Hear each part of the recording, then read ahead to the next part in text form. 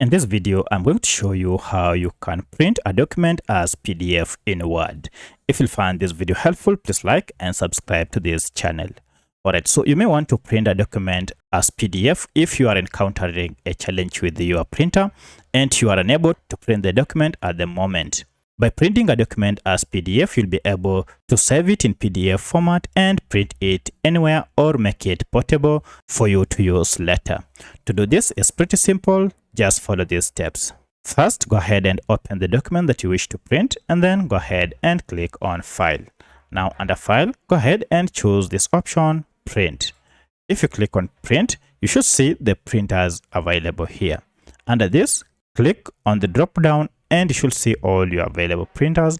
Go ahead and choose Microsoft Print to PDF. Now that you have already chosen this, go ahead and click on Print, and this will prompt you to go ahead and save this document as a PDF, and you can see the format here. Go ahead and choose the location where you wish to save this document. So I'll wish to go ahead and save it under Downloads. Now once you have selected the location, go ahead and give your file a name. So I'll give mine a name like that, and then go ahead and click on Save. Now if I go ahead and open my downloads list, then I should be able to find my document here.